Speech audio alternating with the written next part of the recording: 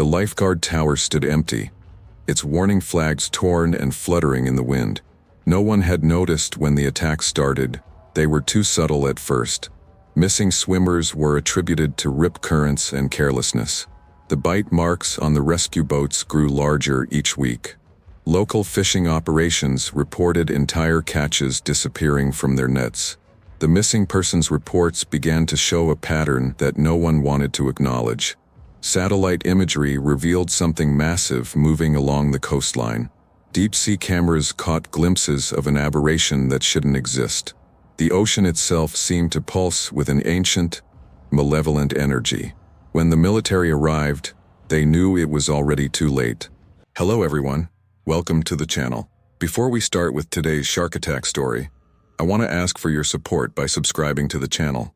Your subscription is very important to us, so please subscribe and leave a comment letting me know where in the world you are watching from. Click the like button, and let's get into the story. The gentle hum of the seaplane's engines faded as it touched down on the crystal-clear waters surrounding Vila Private Island. Sarah Evans peered out the window, her breath catching at the sight of the pristine white beaches and lush tropical vegetation. After months of grueling work at her New York investment firm, this Maldivian paradise seemed almost too perfect to be real. As the plane taxied towards the resort's private dock, Sarah smoothed down her windswept hair and checked her reflection in her phone's camera.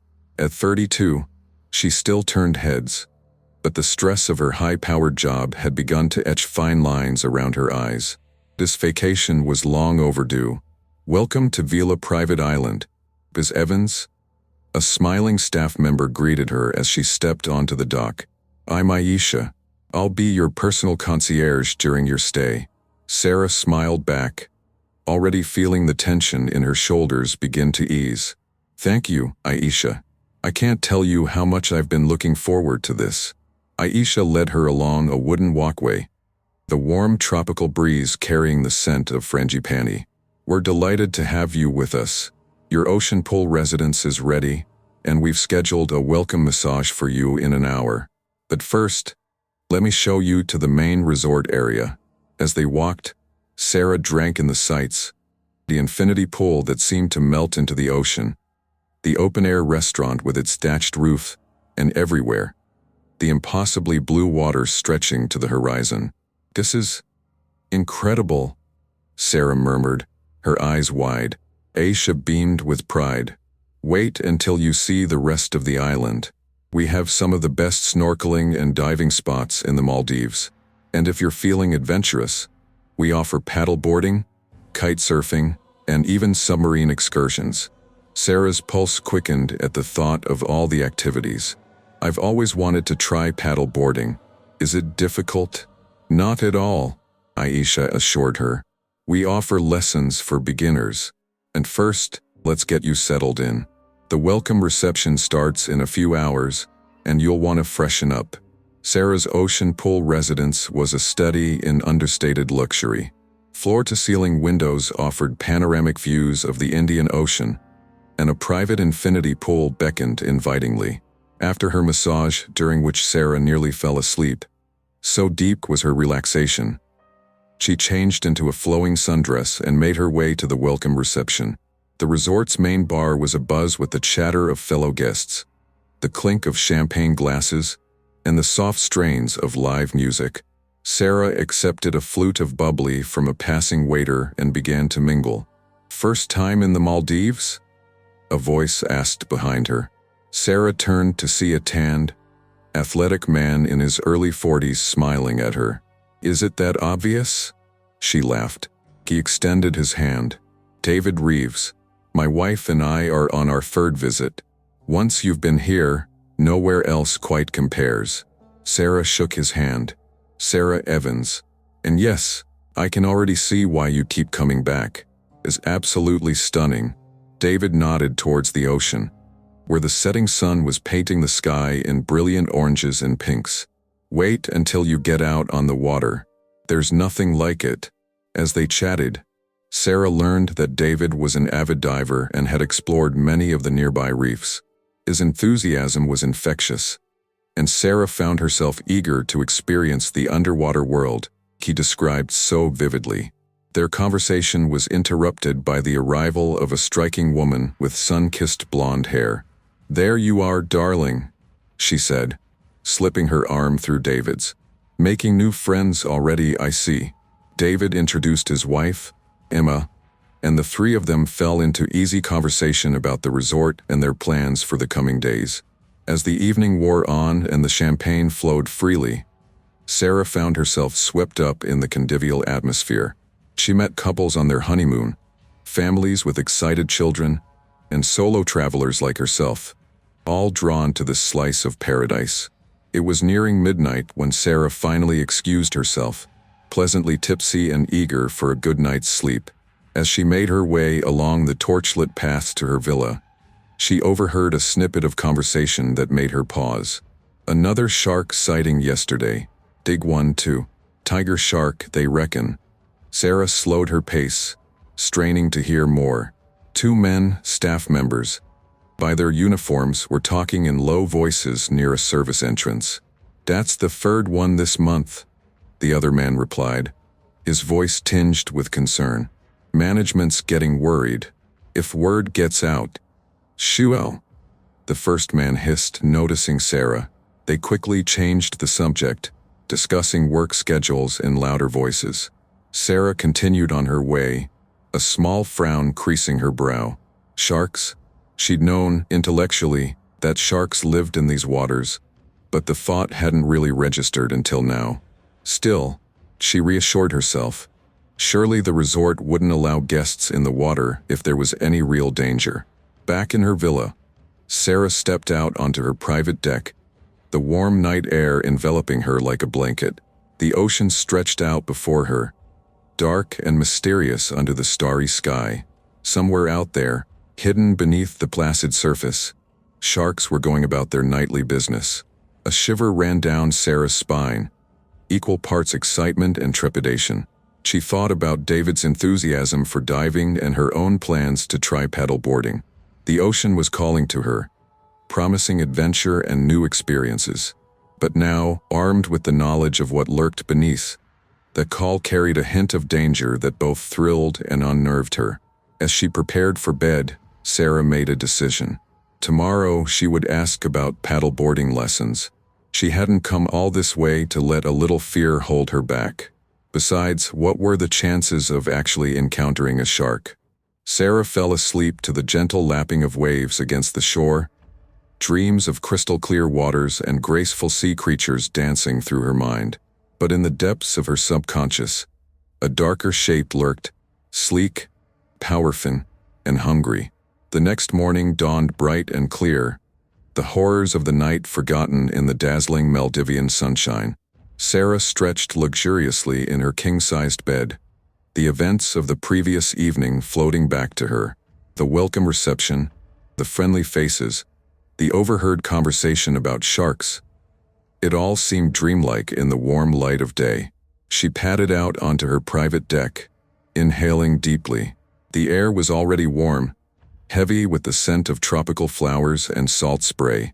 The ocean stretched out before her, an invitation written in shades of turquoise and azure. Sarah's resolve from the night before solidified. She would not let vague fears keep her from experiencing all this paradise had to offer. After a quick breakfast of fresh fruit and coffee, she made her way to the resort's water sports center. "Good morning, Ms. Evans," Aisha greeted her cheerfully. "You're up early. Excited to start your vacation activities?" Sarah nodded, trying to project more confidence than she felt. "Yes, actually. I was hoping to arrange a paddleboarding lesson for this morning, if possible." Aisha's smile faltered almost imperceptibly. "Ah, paddleboarding. The course. Let me check the schedule." She tapped at a tablet, a small furrow appearing between her brows. "It seems our instructor has taken ill this morning. Perhaps we could arrange something for tomorrow?" Sarah felt a mix of relief and disappointment. "Oh, that's a shame. Is there no one else who could give a lesson?" Aisha hesitated, then lowered her voice. "Ms. Evans, I hope you won't think me unprofessional. Perhaps it's for the best. We've had some recent sightings of, well, larger marine life in the area. Nothing to be alarmed about, of course, but we're being a bit more cautious with our water activities at the moment." Sarah's heart quickened. "You mean the sharks? I overheard something about that last night." Aisha's eyes widened in surprise. Then she composed herself. "It's nothing to worry about, truly. Sharks are a natural part of the ecosystem here. We just prefer to err on the side of caution, especially with solo activities like paddle boarding." Sarah nodded slowly, processing this information. Part of her was relieved at the excuse to postpone her adventure. But another part, the part that thrived on the adrenaline rush of closing big deals and taking calculated risks, bristled at being told what she could and couldn't do. "I appreciate your concern, Aisha," Sarah said carefully, "but I'm a strong swimmer and I've done my research on shark behavior. Surely a quick lesson near the shore wouldn't be too risky." Aisha looked torn. "I understand, Ms. Evans, but I really can't recommend it without proper supervision. Perhaps you'd be interested in joining our guided snorkeling tour later today? It's perfectly safe, and you'll see some amazing marine life." Sarah agreed to the snorkeling tour, but as she walked back to her villa, a plan was already forming in her mind. She'd seen the paddleboards stored near the beach, and how hard could it really be? A quick YouTube tutorial and she'd be ready to go. She'd stay close to shore, of course, but the thrill of defying the rules, of conquering her fears, was too tempting to resist. Back in her room, Sarah changed into her swimsuit and rash guard.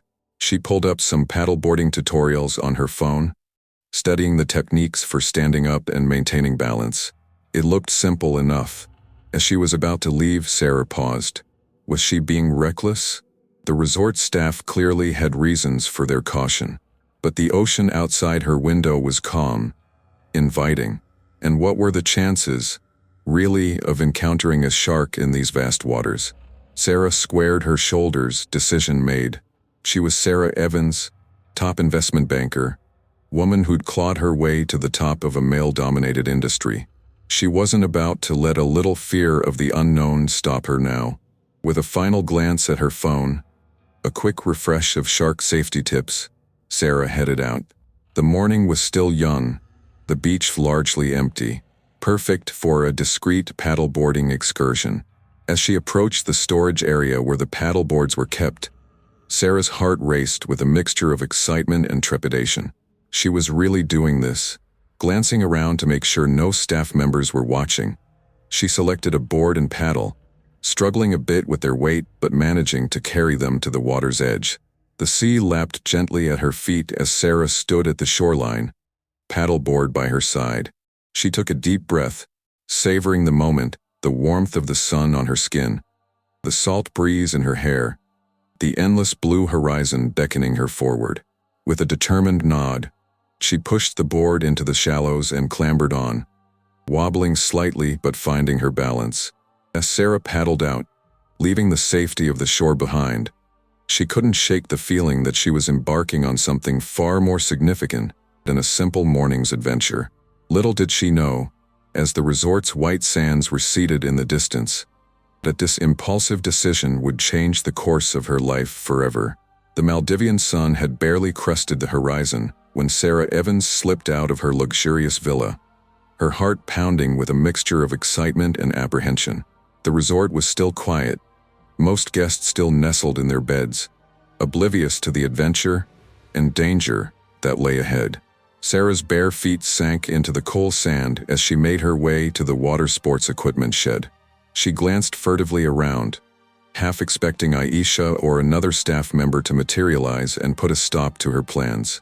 But the beach remained deserted, the only sounds the gentle lapping of waves and the distant cries of seabirds. As she approached the shed, Sarah's resolve wavered momentarily. Was she really going to do this? Go against the resort's advice and venture out alone? The memory of the overheard conversation about shark sightings sent a shiver down her spine. But then she thought of the thrill that awaited her, the open water, the challenge, the story she'd have to tell. Sarah Evans didn't back down from challenges.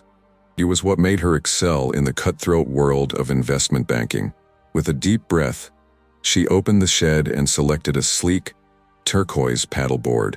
It was heavier than she expected, and she grunted softly as she maneuvered it out onto the sand. Grabbing a paddle, she made her way to the water's edge. The ocean stretched before her, a vast expanse of blues and greens that seemed to go on forever. Sarah closed her eyes for a moment, inhaling the salty air and feeling the warm breeze on her skin. When she opened them again, her gaze was steely with determination. "Okay, Sarah," she murmured to herself. "You've got this, just like in the videos." She waded into the shallows, pushing the board ahead of her. The water was pleasantly warm, crystal clear, revealing a sandy bottom dotted with small, colorful fish. When she was waist-deep, Sarah took a deep breath and hoisted herself onto the board, wobbling precariously for a moment before finding her balance. "So far, so good," she said with a nervous laugh, her voice sounding unnaturally loud in the early morning quiet. Kneeling on the board, Sarah began to paddle, moving parallel to the shore as she got a feel for the motion. It was harder than it looked in the tutorials, but she quickly found a rhythm. Confidence growing, she ventured a bit farther out, the resort slowly shrinking behind her.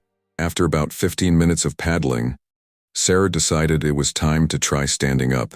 Her arms were already starting to tire, and she knew she'd have better leverage on her feet. Taking a deep breath, she slowly shifted her weight, bringing one foot forward, then the other. For a heart-stopping moment, the board wobbled dangerously, and Sarah's arms windmilled as she fought for balance. But then, miraculously, she steadied. A triumphant grin spread across her face as she stood tall on the board, taking in the 360-degree view of paradise. "I did it!" she exclaimed, laughing with pure joy. The thrill of accomplishment coursed through her veins, reminding her why she loved pushing her limits. Emboldened by her success, Sarah began to paddle with more confidence, venturing farther from the shore. The water deepened beneath her, changing from turquoise to a deeper blue. Schools of tropical fish darted beneath her board, their scales glinting in the strengthening sunlight. Time seemed to lose meaning as Sarah glided across the water. The rhythmic motion of paddling, the warm sun on her skin, the gentle rocking of the waves, it all combined to lull her into a state of blissful calm. She barely noticed as the resort receded further and further into the distance. It wasn't until a larger wave rocked her board that Sarah snapped out of her reverie. Blinking, she looked around, suddenly realizing how far she had drifted. The resort was now just a smudge on the horizon. An open ocean surrounded her on all sides. A tendril of fear curled in her stomach. "Okay, don't panic," she said aloud, her voice shaky. "You just need to turn around and head back. No big deal." But as she attempted to turn the board, Sarah realized the current had grown stronger. Each stroke of her paddle seemed to make little progress against the invisible force pushing her further out to sea. Sweat beaded on her brow, from exertion and growing anxiety. Come on," she muttered through gritted teeth, fighting against the current. But it was no use. For every meter she gained, the ocean pushed her back too. Exhaustion began to set in, Sarah's arms burning from the unaccustomed effort. She dropped to her knees on the board, panting heavily. The sun, once so pleasant, now beat down mercilessly, and she realized with a start that she hadn't brought any water with her. "Help!" she called out, her voice thin and reedy against the vastness of the ocean. "Can anybody hear me?" Only the cry of a distant seabird answered her. Panic began to set in as the reality of her situation became clear. She was alone, far from shore, with no way to call for help. The resort staff might not even realize she was missing for hours. As if sensing her distress, the ocean seemed to grow more turbulent. Larger waves buffeted her board, threatening to tip her into the depths.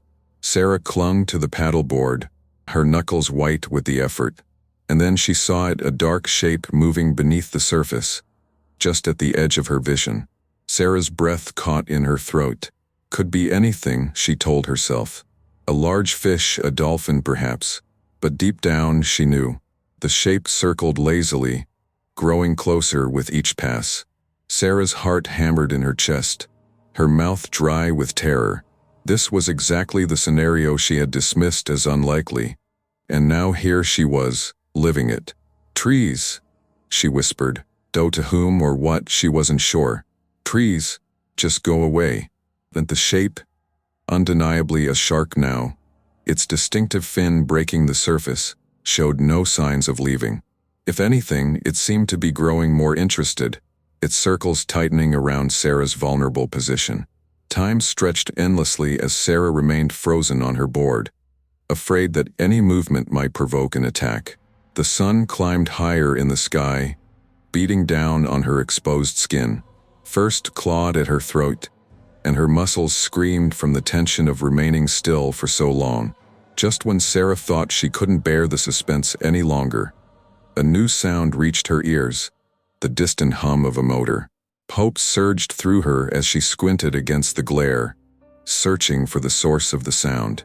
There, a speck on the horizon, growing larger by the second. Above, Sarah's heart leapt. "Here!" she screamed, waving her arms frantically. "I'm here. Help!" The boat drew closer and Sarah could make out two figures on board. Relief flooded through her, so intense it made her dizzy. She was saved, but her movement had attracted the shark's attention. The massive predator surged forward, its dorsal fin cutting through the water with terrifying speed. Time seemed to slow. Sarah saw the shark approaching, its intent clear. She saw the rescue boat, still too far away to reach her in time. In that moment, Sarah Evans, high-powered investment banker, risk-taker, adventurer, faced her own mortality with startling clarity. With a surge of adrenaline-fueled strength, Sarah pulled herself up to standing on the board. If these were to be her last moments, she would face them on her feet.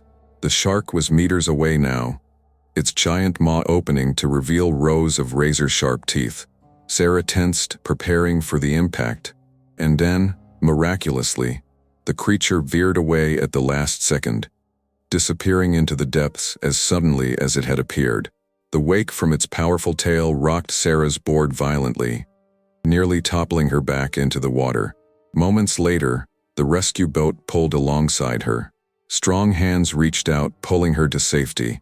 As Sarah collapsed onto the deck, shaking uncontrollably, she heard a familiar voice. "Ms. Evans, are you all right? What were you thinking, coming out here alone?" There was Aisha, her face a mask of concern and relief. Beside her stood a grim-faced man in a resort security uniform. Sarah opened her mouth to respond, but no words came out. The enormity of what had just happened, what she had narrowly escaped, crashed over her like a wave. She began to sob, great heaving cries that shook her entire body. Aisha knelt, tea beside her, wrapping a blanket around Sarah's sunburned shoulders. "It's okay," she soothed. "You're safe now. We're taking you back to the resort." As the boat turned back towards shore, Sarah's sobs gradually subsided. She looked out at the endless blue expanse that had so nearly claimed her life. The ocean's beauty remained, but now she understood its dangers in a way she never had before. The experience had changed her, marked her in ways she was only beginning to comprehend. The resort came into view, its white beaches and swaying palms a welcome sight. But even as relief washed over her, Sarah knew that the memory of those terrifying moments, alone on the vast ocean, a prehistoric predator circling beneath her, would stay with her forever. She had sought adventure and found it, but at what cost? As they neared the dock, Sarah squared her shoulders, preparing to face the consequences of her reckless decision. She was alive, against all odds, and she silently vowed to never take that miracle for granted again. The boat bumped gently against the dock, and Sarah took her first shaky steps back onto solid ground, leaving the paddleboard and her ill-fated adventure behind. Sarah's legs trembled as she stepped onto the wooden dock, her mind still reeling from the harrowing experience she had just endured. The sun, now high in the sky, beat down mercilessly, but Sarah couldn't stop shivering. Aisha kept a steadying hand on her elbow as they made their way towards the resort's main building. "Ms. Evans, you need to see the doctor," Aisha said firmly, her usually cheerful demeanor replaced by stern concern. "You're dehydrated and probably suffering from heat exhaustion." Sarah nodded numbly, allowing herself to be led. As they approached the resort, she saw a small crowd gathering curious guests and concerned staff members. Among them, she recognized David and Emma from the welcome reception. "Sarah," Emma called out, her face etched with worry. "We heard what happened. Are you all right?" Before Sarah could respond, a tall man in a crisp white shirt stepped forward. His name tag identified him as Anton Russo, the resort manager. "Ms. Evans," he said, his tone a mixture of relief and reproach, "we're very glad you're safe, but I must stress how recklessly you've behaved. You put not only yourself but also our rescue team in danger." Sarah felt a flash of defiance. "I'm an experienced swimmer," she began, but Anton cut her off. "This isn't about your swimming abilities, Ms. Evans. You took resort equipment without permission and ventured into waters that we had specifically cautioned guests about. We have these rules for a reason," the crowd murmured, and Sarah felt her cheeks burn with embarrassment. She opened her mouth to argue further, but suddenly the world tilted alarmingly. Her vision blurred, and she felt her knees give way. "Sarah!" Multiple voices called out as strong arms caught her before she hit the ground. When Sarah came to, she found herself in the resort's medical center. An IV drip was attached to her arm, and a concerned-looking doctor was checking her vitals. "Welcome back, Ms. Evans," the doctor said with a small smile. "You gave us quite a scare. You're severely dehydrated and have a mild case of heat exhaustion. We're giving you fluids and electrolytes. How are you feeling?" Sarah blinked, her mouth dry. I'm okay, I think. Just tired. And sore." The doctor nodded. "That's to be expected. You've been through quite an ordeal. I want to keep you here for observation for a few hours, just to be safe." As the doctor stepped away, Sarah noticed Aisha hovering nearby. The concierge approached her bed, her expression a mixture of relief and disappointment. "Ms. Evans," Aisha began, "I'm glad you're feeling better, but I have to ask, why did you do it? Why did you ignore our warnings and go out there alone?" Sarah closed her eyes, feeling a wave of shame wash over her. I don't know. It seemed like a challenge, I guess. I thought I could handle it. I didn't think." "No, you didn't think?" Aisha said, her voice uncharacteristically sharp. Then she sighed. "I'm sorry. That was unprofessional of me. We care about our guests' safety. When we realized you were missing, when we saw that shark circling you, we were terrified." Sarah's eyes snapped open. "The shark. It was real, wasn't it? I thought maybe I had imagined it, or exaggerated it in my mind." Aisha nodded gravely. "It was very real. The tiger shark, about 4 meters long. You were incredibly lucky, Ms. Evans." The reality of how close she had come to death hit Sarah like a physical blow. She felt tears welling up in her eyes. "I'm sorry," she whispered. "I'm so sorry. I didn't mean to cause trouble. I just wanted to prove something to yourself?" Aisha finished gently. Sarah nodded, unable to speak past the lump in her throat. Aisha patted her hand. "Rest now. We'll talk more later. The important thing is that you're safe." As Aisha left, Sarah drifted into an uneasy sleep, her dreams filled with dark shapes moving beneath turbulent waters. Hours later, Sarah was released from the medical center with strict instructions to rest and stay hydrated. As she made her way back to her villa, she couldn't shake the feeling of being watched. Every ripple in the resort's lagoon, every shadow in the water made her flinch. That evening, as the sun began to set, Sarah sat on her private deck, staring out at the ocean. The same waters that had nearly claimed her life now looked deceptively calm, painted in shades of orange and pink by the setting sun. A knock at her door startled her out of her reverie. It was David and Emma, the couple she had met at the welcome reception. "We hope we're not intruding," Emma said hesitantly. "We just wanted to check on you, see how you were doing." Sarah managed a weak smile. "I'm okay. Still a bit shaken, but okay. Please, come in." As they settled into chairs on the deck, David cleared his throat. "Sarah, I feel like I owe you an apology. Our conversation at the reception, I'm afraid I might have encouraged you with all my talk about the underwater world." Sarah shook her head. "No, David, this wasn't your fault. I made the decision to go out there. I didn't respect the ocean. I thought I was invincible." Emma reached out and squeezed Sarah's hand. "Nobody thinks they'll be the one it happens to. But the ocean, it doesn't care who you are or what you've accomplished on land. Out there, we're all just small creatures in a very big world." They sat in companionable silence for a while, watching as the last rays of sunlight disappeared below the horizon. As the stars began to appear, Sarah felt a sense of peace settling over her. She had survived. She had a second chance. "Thank you," she said softly, "for checking on me. Sarah, for not judging me." David smiled. "We've all done foolish things, Sarah. The important thing is to learn from them." As David and Emma bid her goodnight, Sarah felt a renewed appreciation for human connection. In the face of nature's indifference, it was the warmth of human compassion that truly mattered. The next morning, Sarah woke early, unable to shake the restlessness that had plagued her dreams. Despite the doctor's orders to rest, she felt an inexplicable urge to be near the water again. Not in it, the mere thought made her palms sweat, but near it. She made her way down to the beach, the sand cold beneath her feet in the pre-dawn light. The resort was quiet, most guests still asleep in their villas. As she walked along the shoreline, letting the gentle waves wash over her toes, Sarah tried to reconcile her fear of the ocean with her undeniable draw to it. Lost in thought, she almost didn't notice the figure standing at the water's edge a little way down the beach. As she drew closer, she recognized Anton, the resort manager. "Mr. Russo," she called out softly, not wanting to startle him. Anton turned, surprise flickering across his face. "Ms. Evans, you're up early.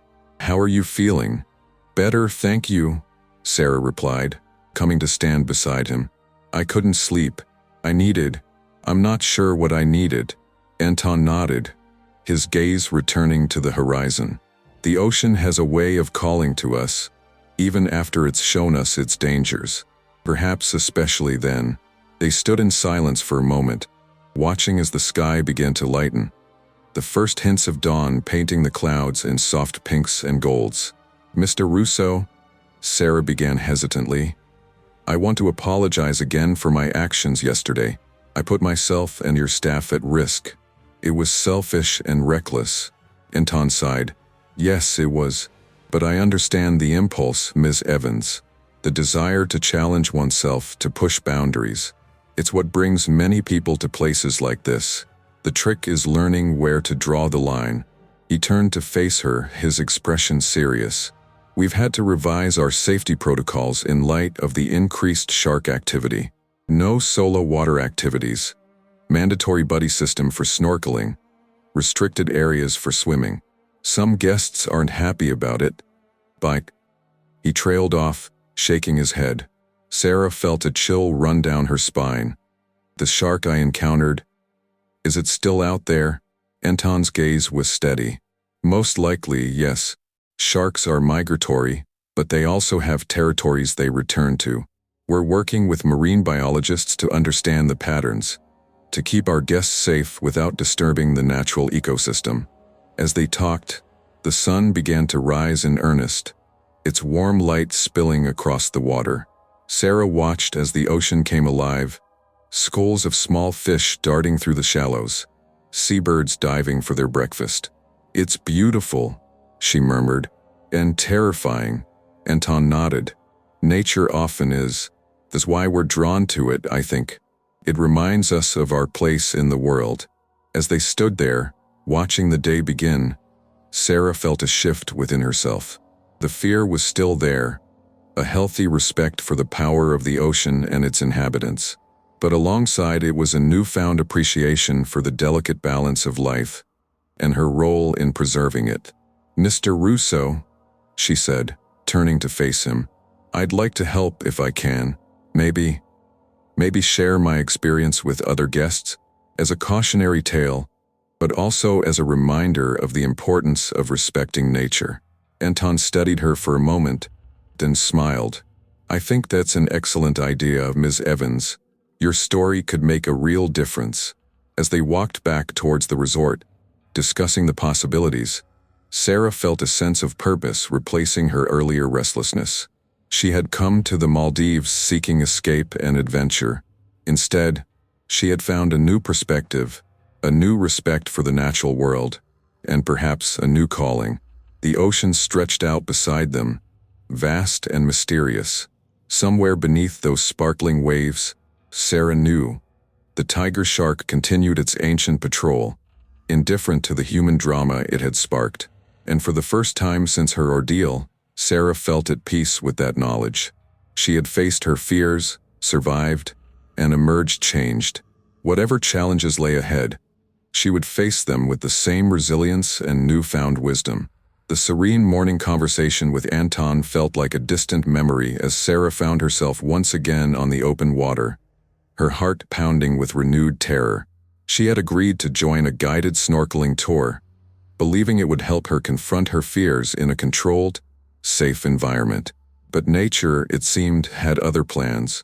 The day had started innocuously enough. Sarah had met the small group of fellow guests at the resort's dive center, where their guide, a cheerful Maldivian named Nassim, had briefed them on safety protocols and marine life they might encounter. "Remember," Nassim had said, his eyes serious despite his easy smile, "we are visitors in their world. We observe, we admire, but we do not touch or disturb." They had boarded a small boat and headed out to a nearby reef, the anticipation palpable among the group. Sarah had felt a mix of excitement and trepidation as she adjusted her mask and slipped into the warm, crystal-clear water. For the first 30 minutes it had been magical. Schools of vibrant fish darted around them, the coral formations below a riot of colors and shapes. Sarah had begun to relax, marveling at the underwater wonderland. Then, without warning, everything changed. A strong current had swept through, scattering the group. Sarah had found herself separated from the others, carried away from the reef and into deeper, open water.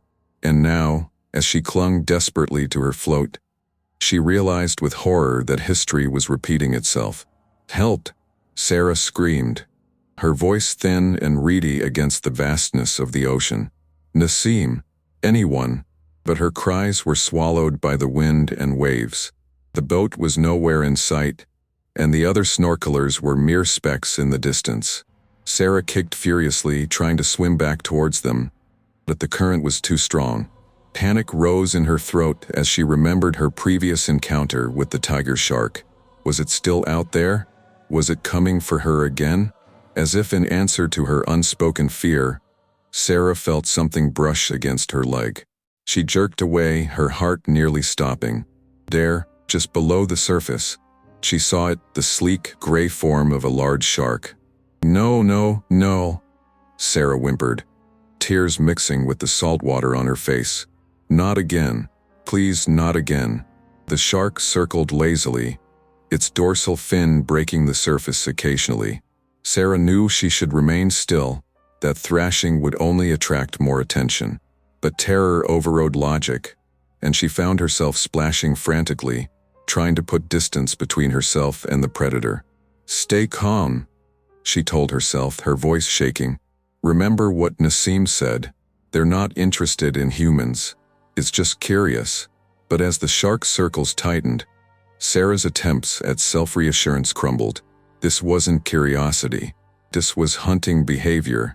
Suddenly, the shark surged forward. Sarah screamed as she felt a powerful impact, the shark's rough skin scraping against her thigh as it bumped her float. The force nearly knocked her off, and she clung to the plastic buoy with all her strength. "Help!" she screamed again, louder this time, fueled by pure adrenaline. "Shark, help me!" The shark retreated momentarily, then came back for another pass. This time, its powerful jaws clamped down on the float, mere inches from Sarah's hands. She could see its eye, black and emotionless, as it shook the float violently. In that moment, survival instinct took over. Sarah remembered reading somewhere that sharks were sensitive around their eyes and gills. Without thinking, she balled her fist and struck out, connecting solidly with the shark's eye. The creature released the float, thrashing in surprise and pain. Sarah took the opportunity to start swimming, her arms burning with the effort as she fought against the current. "I will not die here," she gasped between strokes. "I will not die here." But the shark wasn't done. Sarah felt the water displace behind her and knew it was coming back. In desperation, she took a deep breath and dove beneath the surface, hoping to confuse the predator. Underwater, the world became a blur of blue. Sarah could see the shark's silhouette against the sunlight filtering from above. It was massive, easily twice her size.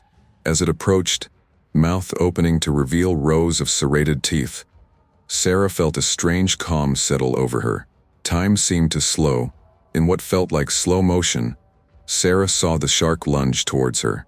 At the last possible second, she twisted her body, narrowly avoiding its gaping maw. She felt the rush of water as it passed, so close she could have reached out and touched it.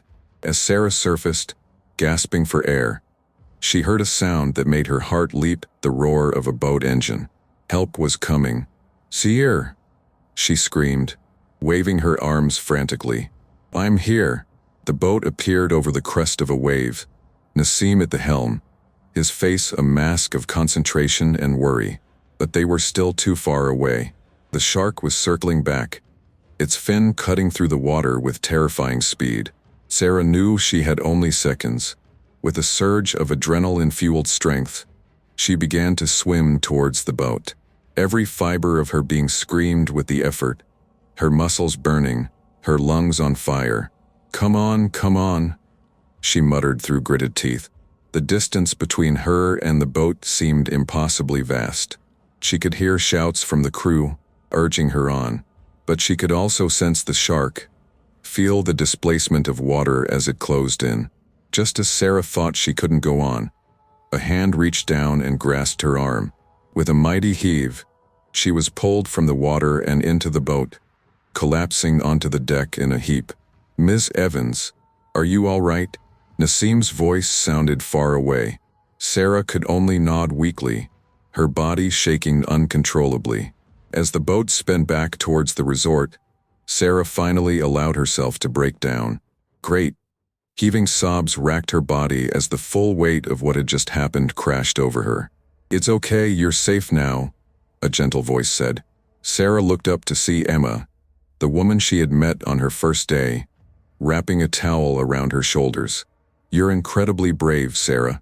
You fought it off. You survived." Sarah nodded, unable to speak past the lump in her throat. She leaned into Emma's embrace, grateful for the human contact after her brush with death. As the adrenaline began to wear off, pain set in. Sarah looked down at her leg, where the shark had bumped her, and saw angry red abrasions. It was a stark reminder of how close she had come to a much worse fate. "We need to get you to the medical center," Nassim said, his usual cheerful demeanor replaced by grim professionalism. "Those wounds need to be cleaned and dressed." Sarah nodded numbly, allowing herself to be helped to her feet. As they neared the resort's dock, she saw a crowd gathering, staff members, guests, and in the forefront, Anton, the resort manager. As soon as the boat was secured, Anton rushed forward. "Miss Evans," he said, his face pale with concern. "Thank God you're all right. We've called for a medical evacuation. A helicopter will be here within the hour to take you to the main island for treatment." Sarah wanted to protest, to say she was fine, but the words wouldn't come. The reality of what had happened, what could have happened, was starting to sink in. She had faced death for the second time in as many days, and this time, she hadn't escaped unscathed. As she was helped onto a stretcher, Sarah caught a glimpse of the ocean. The same waters that had nearly claimed her life twice now glittered innocently in the sunlight. Beautiful and deadly, just as Anton had said. In that moment, Sarah knew her life would never be the same. She had challenged the ocean and survived, but at what cost? As the medical team bustled around her, checking her vitals and cleaning her wounds, Sarah closed her eyes, exhaustion overtaking her. The last thing she heard before slipping into unconsciousness was Anton's voice, low and determined. "This ends now. We're closing the waters until we can guarantee our guests' safety." As the world faded to black, Sarah felt a mix of relief and sadness. She had come to the Maldives seeking adventure and escape. Instead, she had found a battle for survival that would change her forever. The ocean, with all its beauty and terror, had left its mark on her physically and emotionally. And as she drifted off, Sarah knew that her journey was far from over. The real challenge, coming to terms with what had happened, and finding a way to move forward, was only just beginning. The rhythmic thrum of helicopter blades cut through the tranquil Maldivian air as Sarah Evans drifted in and out of consciousness. The events of the past hour blurred together in her mind. The terror of the shark attack, the desperate swim for survival, and now, the rush to get her to a hospital on the main island. "Stay with us, Miss Evans," a voice urged, barely audible over the noise of the helicopter. Sarah forced her eyes open to see a paramedic leaning over her, concern etched on his face. "We're almost there." Sarah tried to nod, but even that small movement sent waves of pain through her body. The adrenaline that had kept her going during the attack had long since worn off, leaving her acutely aware of every scrape, bruise, and potential internal injury. As the helicopter touched down on the hospital's helipad, a flurry of activity erupted around her. Doctors and nurses swarmed the stretcher, calling out vital signs and medical jargon that Sarah couldn't quite grasp in her semi-conscious state. "Female, mid-30s, shark attack victim," one voice announced. "Multiple lacerations, possible internal bleeding. Get her to trauma room 1 stat," another voice commanded. The fluorescent lights of the hospital corridors flashed by overhead as Sarah was wheeled rapidly through the building.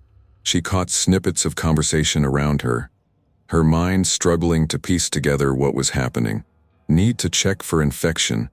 Potential nerve damage. Notify the marine biology team. Suddenly, a familiar face appeared above her. It was Anton, the resort manager, looking decidedly out of place in the sterile hospital environment. "Ms. Evans," he said, his voice strained with worry. "You're in good hands now. The doctors here are the best in the Maldives. Just hold on." Sarah wanted to respond, to thank him for being there, but the words wouldn't come. The world started to fade again, the voices around her becoming more distant. Her blood pressures dropping, a nurse called out urgently. "We need to." But Sarah didn't hear the rest as darkness enveloped her. Meanwhile, back at the resort, chaos reigned. News of the second shark attack in as many days had spread like wildfire among the guests and staff. The idyllic paradise had suddenly become a place of fear and uncertainty. In the resort's main office, Aisha, the concierge who had first welcomed Sarah to the island, was fielding a barrage of panicked phone calls and inquiries. "Yes, Mr. Johnson, I understand your concerns," she said, her usually cheerful voice strained. "We are implementing additional safety measures as we speak. No, we're not evacuating the island at this time. But if you wish to leave early, we can certainly arrange that for you." As she hung up, Aisha dropped her head into her hands, feeling overwhelmed. A gentle touch on her shoulder made her look up. It was Nassim, the snorkeling guide who had been with Sarah's group. "How are you holding up?" he asked softly. Aisha shook her head. I can't believe this is happening. 2 attacks in 2 days. It's unprecedented. And poor Ms. Evans. Nasim's face darkened. I should have been watching more closely. If I had noticed the current changing sooner. It's not your fault, Aisha said firmly. You got to her as quickly as you could. You saved her life. Before Nasim could respond, the office door burst open. David and Emma, the couple Sarah had befriended, rushed in, their faces pale with worry. We just heard, Emma said breathlessly. How is Sarah? Is she going to be all right? Aisha stood, trying to project a calm she didn't feel. Ms. Evans has been airlifted to the main island for treatment. We don't have any updates on her condition yet, but she's receiving the best possible care. David ran a hand through his hair, frustration evident in his voice. How could this happen? Aren't there supposed to be safety measures in place? Nasim stepped forward. We take every precaution possible, but the ocean is not a controlled environment. Sometimes, despite our best efforts, your best efforts clearly aren't good enough. David snapped. David, please, Emma said softly, placing a hand on his arm. This isn't helping. The tension in the room was palpable. Aisha took a deep breath, trying to find the right words to calm the situation. I understand you're upset, she began. We all are. Ms. Evans is not just a guest. She's become a friend to many of us. But right now, the best thing we can do is stay calm and support each other. Emma nodded, her eyes brimming with tears. Is there anything we can do to help? Aisha managed a small smile. Actually, yes. We're gathering testimonials from guests about their experiences here, both the positive aspects and their concerns. It would be helpful if you could share your thoughts. We want to be as transparent as possible as we work to address this situation. As David and Emma settled in to give their statements, Aisha's phone rang again. It was Anton calling from the hospital. Aisha, his voice crackled over the line. I have an update on Ms. Evans. She's out of surgery. The doctors were able to repair the damage, but it was close. Very close. Aisha closed her eyes, relief washing over her. Thank goodness. Will she recover fully? There was a pause on the other end of the line. It's too early to say for certain. The physical wounds will heal, but the psychological impact, that's another matter entirely. Of course, Aisha said softly. What do you need me to do? Keep things under control there as best you can, Anton replied. I'm coordinating with the marine biology team and local authorities. We need to understand why this is happening and put a stop to it before anyone else gets hurt. As Aisha hung up, she turned to face the anxious faces of David, Emma, and Nasim. She took a deep breath, steeling herself for the difficult conversations ahead. Ms. Evans is out of surgery, she announced. She's alive, the road to recovery will be long. A collective sigh of relief filled the room, tinged with lingering worry. What happens now? David asked, his earlier anger replaced by concern. Aisha straightened her shoulders, determination replacing fear. Now we fight back, not against the sharks. They're just doing what comes naturally to them. We fight against complacency, against the idea that we can control nature. We learn, we adapt, and we do everything in our power to ensure this never happens again. As the group began to discuss plans for improved safety measures and guest education, Aisha couldn't help but think of Sarah, lying in a hospital bed miles away. The woman who had come seeking adventure had found more than she bargained for, but in doing so, she had inadvertently set in motion changes that could save countless lives in the future. The sun was setting over the Maldives, painting the sky in brilliant hues of orange and pink. But for the first time since she had started working at the resort, Aisha couldn't appreciate its beauty. Her mind was focused on the battles ahead, the fight to save their paradise, to restore their guests' trust, and most importantly, to help Sarah Evans find her way back from the brink. As night fell, the usually lively resort was eerily quiet. Guests retreated to their villas. The beaches lay empty, and the once inviting waters now seemed to hold untold dangers. But in offices and conference rooms, in hushed conversations and urgent phone calls, plans were being made. The Maldives had faced challenges before, from natural disasters to the threat of rising sea levels. This was just one more obstacle to overcome. And as Aisha finally left the office in the early hours of the morning, she paused to look out over the moonlit ocean. Somewhere out there, a tiger shark continued its ancient patrol, unaware of the turmoil it had caused. Nature, in all its brutal beauty, carried on, and so would they. The sterile white of the hospital room was a stark contrast to the vibrant colors of the Maldivian resort Sarah had left behind. She lay in bed, her body a patchwork of bandages in 4 lines, the steady beep of the heart monitor a constant reminder of how close she had come to death. It had been 3 days since the attack, and Sarah was finally fully conscious. The doctors had explained the extent of her injuries: deep lacerations on her leg and torso, a fractured rib from the impact of the shark's body, and severe bruising all over. But it was the psychological wounds that worried them most. A soft knock on the door roused Sarah from her thoughts. "Come in," she called, her voice still weak. Anton, the resort manager, stepped into the room, his face a mixture of relief and concern. "Ms. Evans, it's good to see you awake. How are you feeling?" Sarah managed a wan smile. "Like I went 10 rounds with a heavyweight champion who happened to have very sharp teeth." Anton winced at her attempt to humor.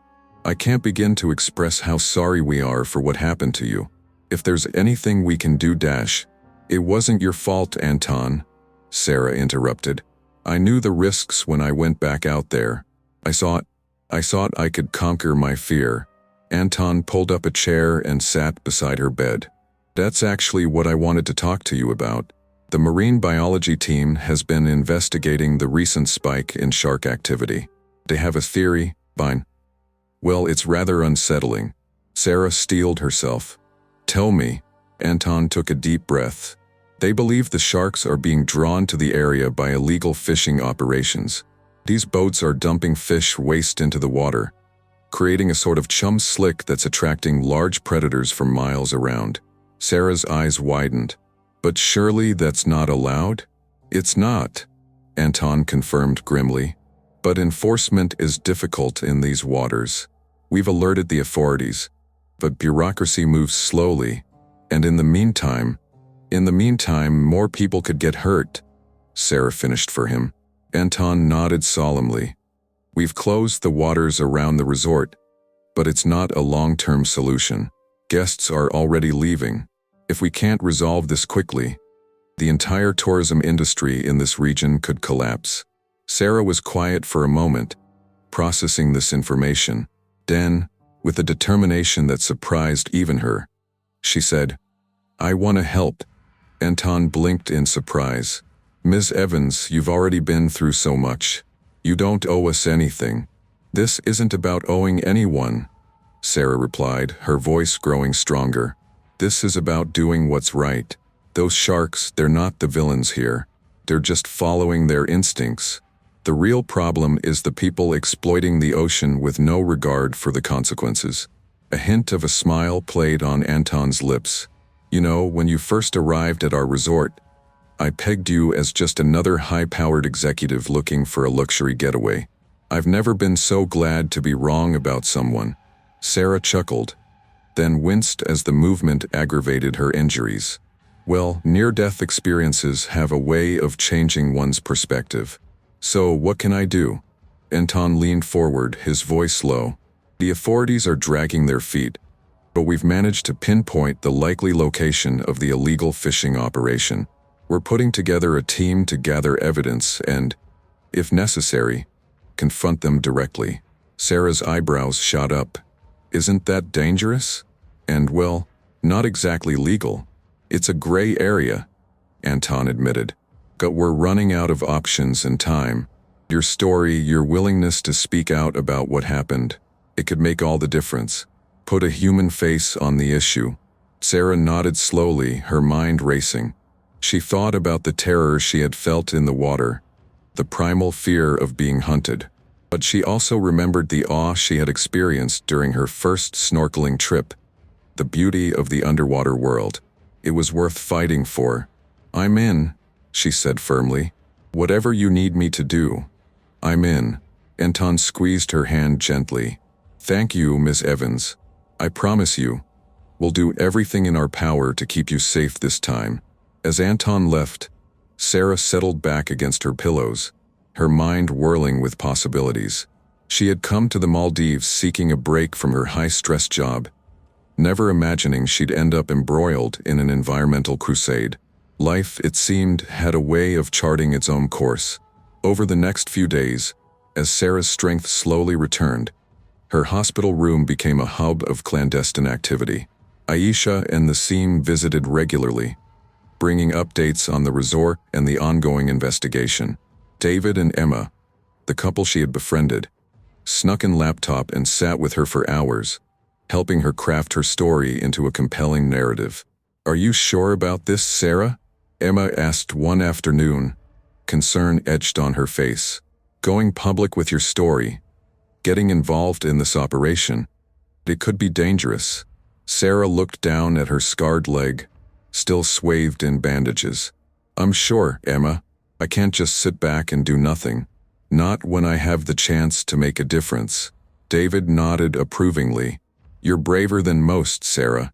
And please, promise us you'll be careful." Sarah managed a wry smile. "Believe me, I have no intention of coming face to face with another shark anytime soon." As the day of her release from the hospital approached, the plan began to take shape. Sarah would give a press conference, sharing her harrowing experience and calling attention to the illegal fishing operations. Meanwhile, Anton and a team of trusted staff members would set out to gather concrete evidence of the illegal activities. The night before her release, Sarah found herself unable to sleep. The pain in her body had dulled to a persistent ache, but her mind was racing. She thought about the life she had left behind in New York, the high-powered job, the luxurious apartment, the endless cycle of work and fleeting pleasures. It all seemed so distant now, so inconsequential. A soft knock on her door startled her out of her reverie. "Come in," she called, expecting a night nurse. To her surprise, it was Nassim who entered, looking uncharacteristically somber. "Nassim? What are you doing here so late?" The snorkeling guide shifted uncomfortably. "I couldn't sleep. I needed to talk to you, Miss Evans." Sarah gestured for him to sit. "Please call me Sarah. What's on your mind?" Nassim perched on the edge of the chair, his hands clasped tightly in his lap. "I wanted to apologize. What happened to you? It was my responsibility to keep you safe." Sarah shook her head firmly. "Nassim, no. We've been over this. It wasn't your fault. The current, the shark, those were forces of nature beyond anyone's control. But I should have been more vigilant," Nassim insisted, his voice thick with emotion. "I grew up in these waters. I should have sensed the danger." Sarah reached out, ignoring the twinge of pain, and placed her hand on Nassim's arm. "Listen to me. You saved my life. If you hadn't reached me when you did." She trailed off, not needing to finish the thought. Nassim looked up, his eyes shining with unshed tears. "You are very kind, Sarah, but I cannot shake this feeling of guilt. That is why I've made a decision. I'm going with Anton tomorrow." Sarah's eyes widened. "On the mission to confront the fishing boats?" "Nassim, that could be extremely dangerous." He nodded solemnly. "I know, but I must do this. For you, for all our guests, for the ocean itself. It is my home, and I must protect it." Sarah was quiet for a moment, studying the determined set of Nassim's jaw. She recognized the look in his eyes. It was the same one she saw in the mirror each morning. The look of someone who had faced their mortality and come out changed. "Okay," she said finally. "But promise me something, Nassim. Promise me you'll be careful. And when this is all over, you'll give me another snorkeling lesson. A proper one this time, without any uninvited guests with fins. A ghost of a smile flickered across Nassim's face. "It would be my honor, Sarah." As Nassim left, Sarah settled back against her pillows, a newfound sense of purpose filling her. Tomorrow she would face the world and tell her story. She would shine a light on the darkness that lurked beneath the surface of paradise. And maybe, just maybe, she would help save this beautiful, dangerous world that had nearly claimed her life. The next morning dawned bright and clear, the Maldivian sun casting its warm glow over the island. Sarah stood before the mirror in her hospital room, adjusting the light linen shirt that covered her still healing wounds. She barely recognized the woman staring back at her. Gone was the polished New York executive, replaced by someone with a wild look in her eyes and a story etched into her very skin. A knock at the door announced the arrival of Anton and Aisha. "Are you ready, Ms. Evans?" Anton asked, his voice gentle but tinged with urgency. Sarah took a deep breath, squaring her shoulders. "As ready as I'll ever be." The press conference was held in the hospital's small auditorium, packed with journalists from around the world. As Sarah made her way to the podium, leaning heavily on a cane, she could feel the weight of their stares, hear the rapid-fire clicks of cameras. For a moment she faltered. The bright lights, the expectant faces, it all threatened to overwhelm her. But then she caught sight of Emma and David in the front row, offering encouraging smiles. She thought of Nassim and Anton, risking their lives out on the water at this very moment. She thought of the sharks, the coral reefs, the delicate balance of life beneath the waves. Sarah gripped the edges of the podium and began to speak. "3 weeks ago, I came to the Maldives seeking adventure and escape. What I found instead was a battle for survival and a cause worth fighting for." As Sarah recounted her harrowing experience, she could see the shock and horror registering on the faces before her. But she pressed on, her voice growing stronger as she shifted from her personal story to the larger issue at hand. "The shark that attacked me was not a monster. It was a predator following its instincts, drawn to waters it doesn't usually inhabit by the irresponsible and illegal actions of humans. The real threat to these islands, to the entire ocean ecosystem, is not the sharks. It's us." She went on to detail the illegal fishing operations, the devastating impact of overfishing and pollution on marine life. As she spoke, she could see the story taking shape in the journalist's eyes. No longer just a sensationalist tale of a shark attack, but a call to action, a plea for environmental justice. "I stand before you today not as a victim, but as a survivor. And more than that, as someone who has seen firsthand the beauty and the fragility of our oceans. We have a responsibility to protect them, not just for ourselves, but for future generations." As Sarah concluded her speech, the room erupted in a flurry of questions.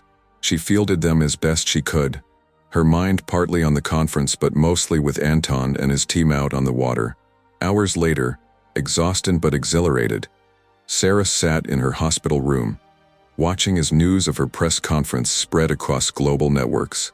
Her phone buzzed incessantly with messages from friends, family, and strangers alike, all moved by her story and her call to action. As the sun began to set, casting long shadows across her room, Sarah's phone lit up with a call from an unknown number. Her heart racing, she answered. "Sarah? It's Anton. Anton, are you okay? Did you find Dash?" "We found them," Anton interrupted, his voice tight with tension. "We have the evidence. But Sarah, they saw us. They're coming." The line went dead. Sarah stared at her phone in horror, the gravity of the situation crashing over her. She had started something bigger than she could have imagined. And now the consequences were hurtling towards them all. As night fell over the Maldives, Sarah Evans stood at her window, gazing out at the darkening ocean.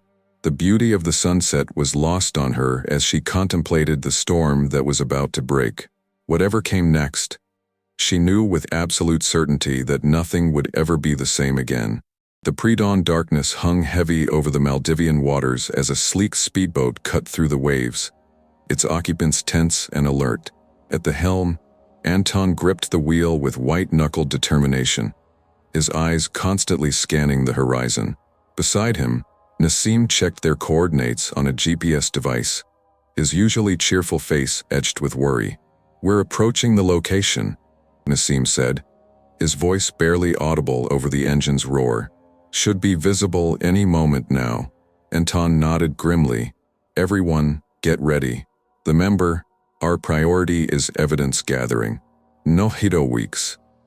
In the back of the boat, two other resort staff members, Maya and Raj, checked their camera equipment. They had been chosen for this mission due to their experience with underwater photography, skills that would be crucial in documenting the illegal fishing operation. As the first rays of sunlight began to pierce the darkness, a large vessel loomed into view. Its deck was a flurry of activity, with crew members hurrying about, hauling in nets teeming with fish. "There," Anton pointed. "That's not a registered fishing vessel. And look at the size of that catch, way over any legal limit." Nassim's eyes widened. "Anton, look at the water around the boat." The sea surrounding the illegal fishing vessel was churning with activity. Dorsal fins cut through the surface, dozens of them. More sharks than any of them had ever seen in one place. "They're chumming the water," Raj said in disbelief, "dumping fish parts to attract the sharks." "But why? Shark fins?" Maya replied, her voice tight with anger. "They're not just overfishing, they're shark finning too." The reality of the situation hit them all like a physical blow. This wasn't just about overfishing. It was a full-scale assault on the marine ecosystem. "New plan," Anton said, his jaw set. "Maya, Raj, start filming. Get as much evidence as you can. Nassim and I will try to get closer, see if we can get any identifying information from the boat." As Maya and Raj began capturing footage of the illegal operation, Anton steered their boat on a wide arc around the fishing vessel, trying to appear as non-threatening as possible. But their presence hadn't gone unnoticed. On the deck of the larger boat, a burly man with a weather-beaten face barked orders at his crew. Suddenly, a spotlight swung around, illuminating Anton's boat in its glare. "We've been made," Nassim said, tension evident in his voice. "Anton, we should leave. Now." But Anton hesitated, his eyes fixed on the scene before them. "Just a little closer," he muttered. "We need solid evidence." The decision proved costly. With a deafening roar, the fishing vessel's engines surged to life. It began to turn, bearing down on their much smaller boat with alarming speed. "Anton," Maya shouted from the back. "They're coming right for us." Snapped out of his fixation, Anton spun the wheel hard, narrowly avoiding a collision. The wake from the larger vessel sent their speedboat rocking violently. "Hold on," Anton yelled as he opened up the throttle, urging their boat to its maximum speed. What followed was a heart-stopping chase across the open water. The fishing vessel, despite its size, was surprisingly fast. Anton weaved and dodged, using every bit of his boating knowledge to stay ahead. But their pursuers had one advantage: intimate knowledge of these waters. As Anton rounded a small atoll, he found himself faced with a stretch of treacherous coral reef. "Anton, watch out!" Nassim cried, but it was too late. With a sickening crunch, their boat ground to a halt, impaled on a sharp coral formation. The sudden stop sent Maya and Raj tumbling, their camera equipment clattering across the deck. "Is everyone all right?" Anton called out, his voice shaky. A chorus of groans answered him. They were battered and bruised, but alive. However, their relief was short-lived. The fishing vessel was bearing down on them, its crew lined up along the rail, many armed with what looked disturbingly like harpoons. "Into the water," Anton ordered. "Now." But the sharks Raj began to protest. "Are the least of our worries right now," Anton finished grimly. "Dull." One by one, they slipped into the warm Maldivian waters. Anton was the last to leave the boat, pausing only to grab a waterproof bag containing their evidence. As they tread water, the fishing vessel slowed its approach, coming to a stop a short distance away. The burly man they had seen earlier stepped forward, a cruel smile playing on his lips. "Well, well," he called out, his voice carrying easily across the water. "What do we have here? Some nosy tourists who don't know how to mind their own business." Anton treaded water, keeping his team behind him. "We know what you're doing," he shouted back. "Illegal fishing, shark finning, it ends now. We have evidence." The man's smile only widened. "Evidence? And who exactly do you think will care about your evidence out here?" He made a sweeping gesture at the empty horizon. "This is our territory. We operate with the blessing of those who matter." A chill ran down Anton's spine. Calypso. It explained why their previous reports had fallen on deaf ears. "Now," the man continued, "I'm afraid we can't let you leave with that evidence, but I'm a reasonable man. Hand it over and we'll let you swim back to your little resort. Resist and—" He left the threat hanging in the air. Anton looked at his team, saw the fear in their eyes. Then he glanced down at the waterproof bag containing their cameras and footage. Everything they had risked their lives for was in that bag. With a heavy heart, Anton made his decision. He began to swim towards the fishing vessel, the bag held out in front of him. "Anton, no." Nassim called out, but Anton silenced him with a look. As he neared the larger boat, Anton could see the smugness in the captain's eyes. The man reached down to take the bag, his fingers just brushing the strap. In that moment, Anton made his move. With all his strength, he hurled the bag towards the boat. It sailed over the captain's head, landing on the deck with a thud. "Raj now," Anton yelled. In a flash, Raj was out of the water, scrambling up the side of the fishing vessel with surprising agility. He snatched up the bag and darted towards the ship's bridge. Chaos erupted on deck. The captain bellowed orders, his crew rushing to catch Raj. But the young man was quick and nimble, dodging grasping hands as he made for the ship's radio equipment. He was going to call for help. Maya realized hope blossoming in her chest, but their elation was short-lived. A sharp crack split the air, a gunshot. Raj stumbled, the bag slipping from his grasp and skidding across the deck. "Lo!" Anton cried out, watching helplessly as their evidence was reclaimed by the illegal fishermen. The captain turned back to them, his face twisted with rage. "You've made a very big mistake," he snarled. "Now you'll feed the very sharks you were so eager to protect." As the man raised his gun, Anton closed his eyes, bracing for the impact. But the shot never came. Instead, a new sound filled the air, the unmistakable whir of helicopter blades. Anton's eyes snapped open. There, cresting the horizon, was a Maldivian Coast Guard helicopter, and behind it, a patrol boat closing fast. The captain's face drained of color. "Impossible," he muttered. "Towel." Realization dawned on Anton. "Sarah," he breathed. Somehow, she had understood his cryptic warning and mobilized help. As the Coast Guard forces descended upon the illegal fishing vessel, Anton and his team were pulled from the water. Wrapped in warm blankets, they watched as the fishermen were rounded up and their illicit cargo seized. Hours later, as the sun began to set, Anton found himself back on the resort's main beach. Sarah was there, supported by Aisha and Emma, her face a mixture of relief and concern. "Anton," she called out as he approached. "Thank God you're all right. When I got your call, I feared the worst." Anton managed a weary smile. "We owe you our lives, Ms. Evans. How did you know to send help?" Sarah shook her head. "I didn't, not really. But after your call cut off, I contacted every authority I could think of. It seems my press conference had some impact." They took my concerns seriously. As the group made their way back to the resort, Anton filled them in on the harrowing details of their mission. When he finished, a somber silence fell over them. "So what happens now?" Emma asked, voicing the question on everyone's mind. Anton straightened, a new determination in his eyes.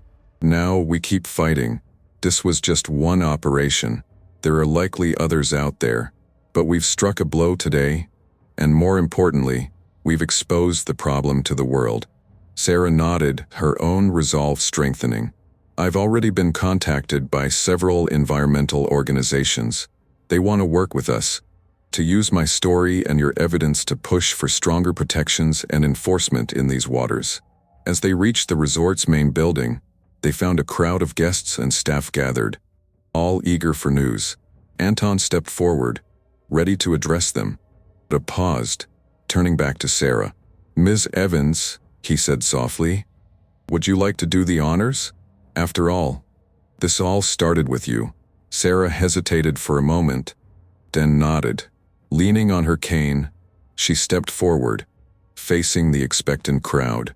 As she began to speak, recounting the day's events and their implications, Anton couldn't help but marvel at the transformation. The woman who had arrived at their resort just weeks ago, seeking nothing more than a luxurious escape, now stood before them as a passionate advocate for ocean conservation. As the crowd listened, rapt, to Sarah's impromptu speech, Anton allowed himself a moment of hope. They had faced death, battled corruption, and come out the other side.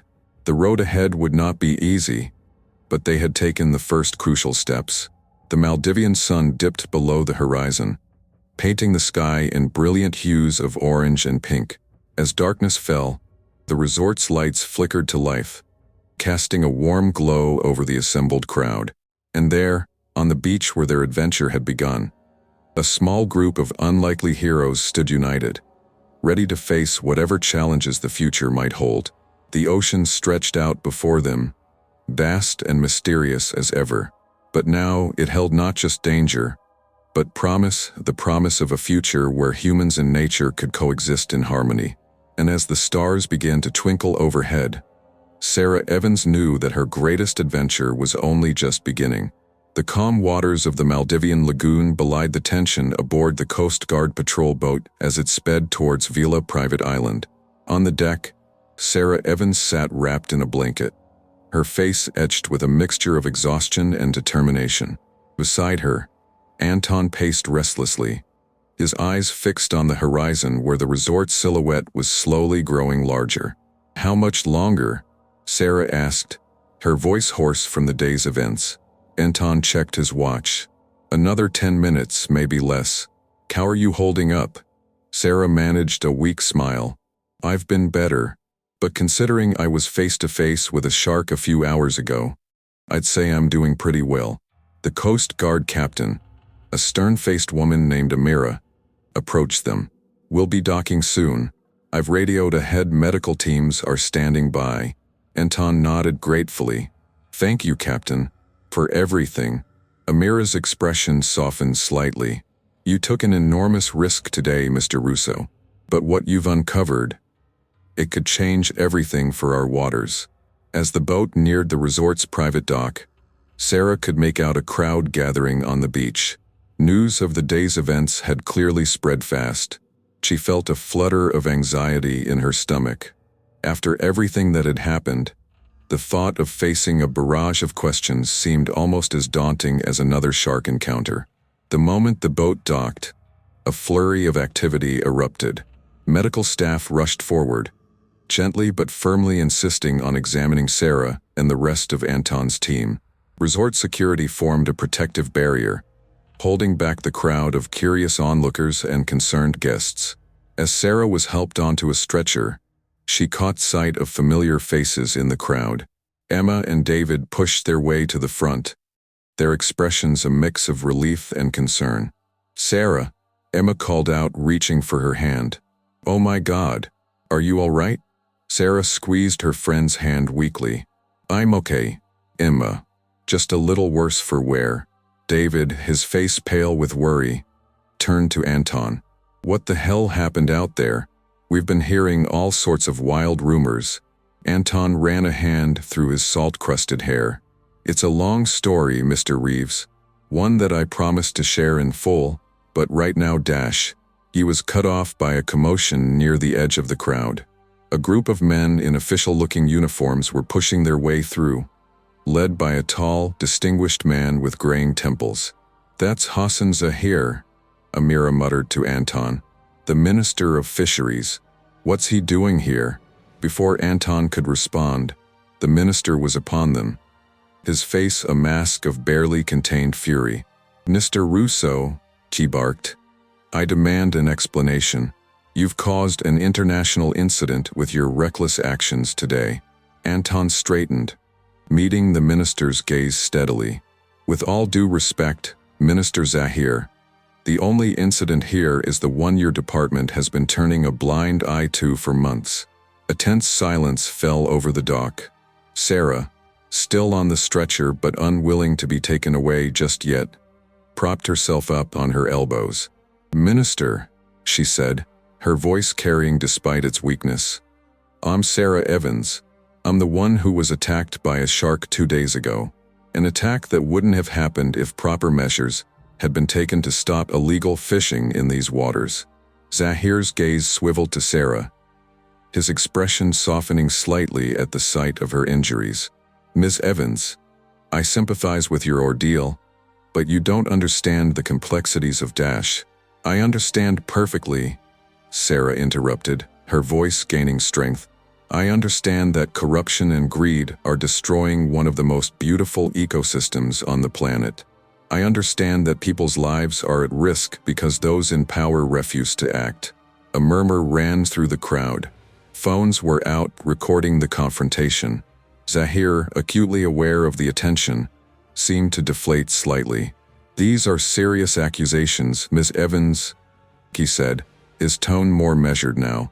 "If you have evidence, we have evidence," Anton interjected. "Photographic and video proof of large-scale illegal fishing operations, including shark finning. Captain Amira can corroborate our findings." All eyes turned to Amira, who nodded solemnly. "It's true, Minister. What we saw out there today. It's worse than we ever imagined." Zahir was silent for a long moment, his eyes darting between Anton, Sarah, and the crowd of onlookers. Finally, he sighed heavily. "Very well. I will need to see this evidence immediately, and I expect full statements from everyone involved." As Zahir turned to confer with his aides, Sarah felt a wave of dizziness wash over her. The adrenaline that had been keeping her going was finally wearing off, and the full weight of her injuries and exhaustion hit her like a tidal wave. "I need to lie down," she mumbled, her vision blurring. Immediately, the medical team sprang into action. As they wheeled her towards the waiting golf cart that would take her to the resort's medical center, Sarah caught one last glimpse of Anton. He gave her a small nod, a silent promise that he would handle things from here. The next few hours passed in a haze for Sarah. She drifted in and out of consciousness as doctors examined her, cleaned and redressed her wounds, and administered what felt like a small pharmacy's worth of medications. When she finally came to fully, the sun had set, casting the medical center room in soft, artificial light. A gentle knock on the door roused her from her groggy state. "Come in," she called out, her voice raspy. The door opened to reveal Emma, carrying a tray with what smelled like heavenly chicken soup. "Hey there, shark bait," she said with a gentle smile. "Thought you might be hungry." Sarah managed a weak chuckle. "Shark bait? Is that my new nickname?" Emma set the tray down and pulled up a chair. "Well, it was either that or Jaws jailbreaker after your little stunt today. How are you feeling?" Sarah considered the question as she tentatively sipped the soup. "Physically, like I've been put through a blender. Emotionally, I'm not sure I've processed everything yet." Emma nodded sympathetically. "I can't even imagine what you've been through.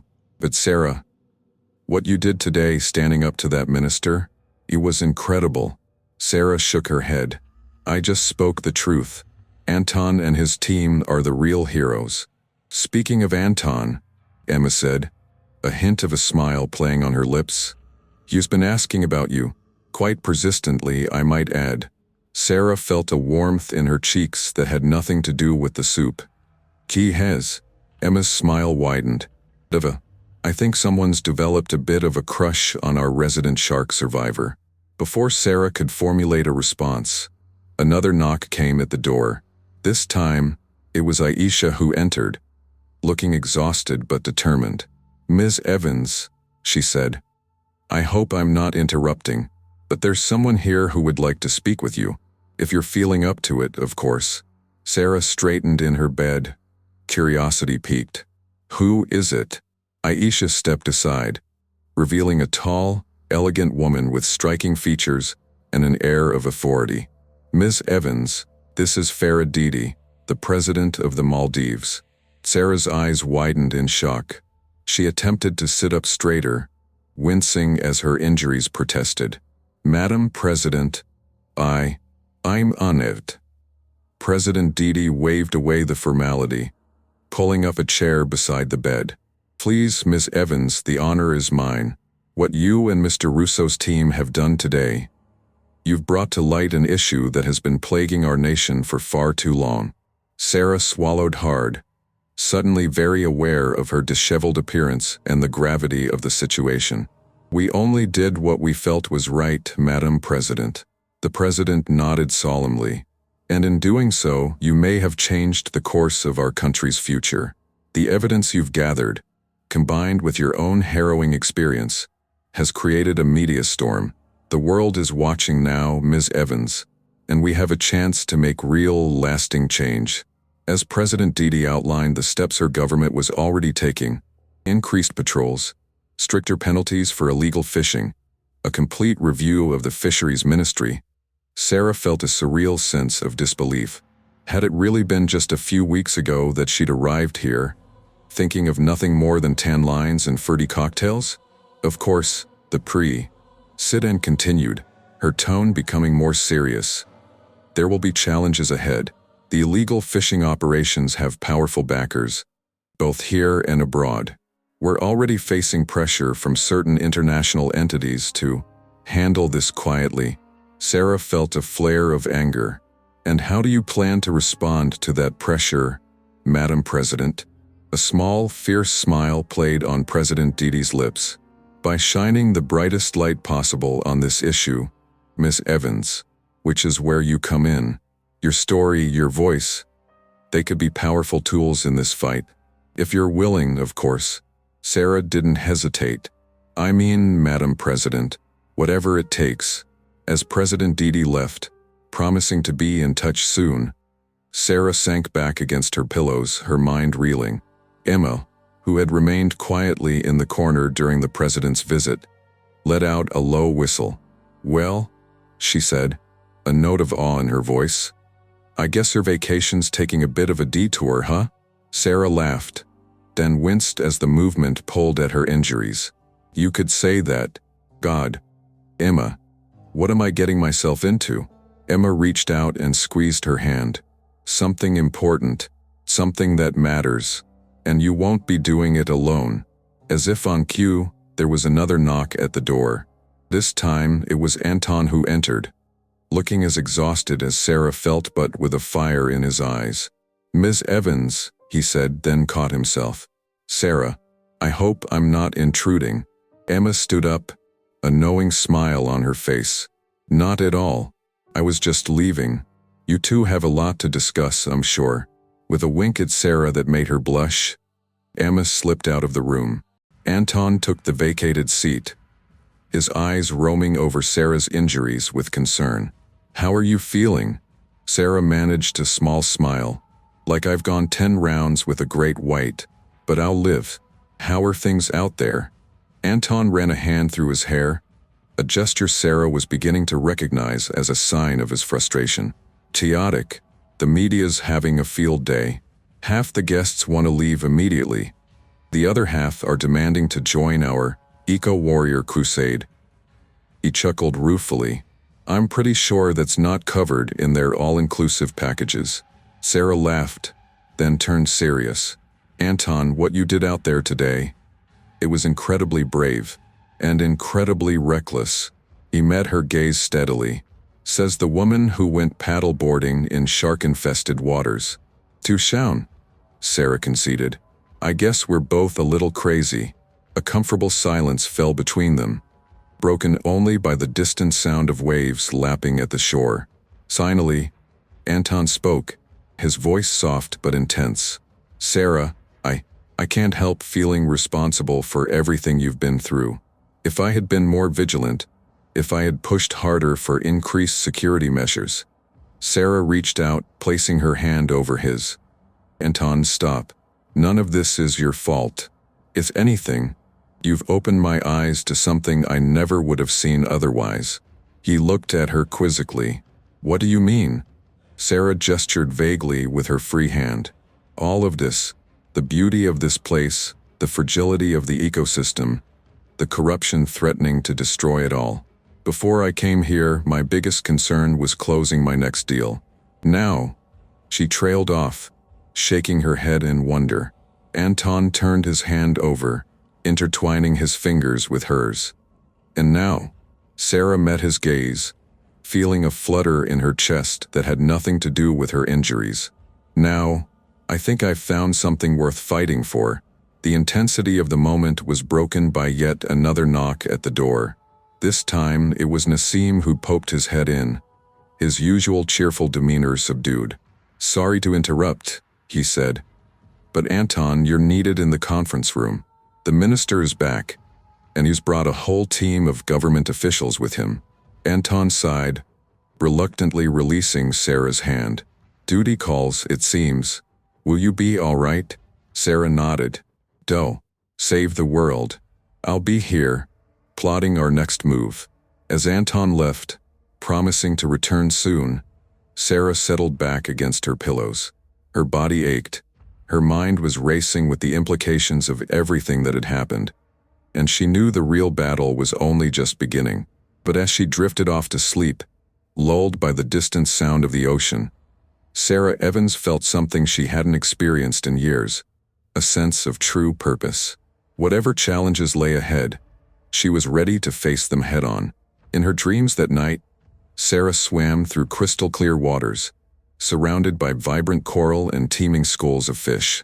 And this time, when the shark appeared, it wasn't a threat. It was an ally, swimming alongside her as they patrolled the waters, guardians of a fragile paradise. The Maldivian night stretched on, stars twinkling over the tranquil lagoon. But beneath the calm surface, a storm was brewing, a storm of change, as hope, and of the indomitable human spirit in the face of seemingly insurmountable odds.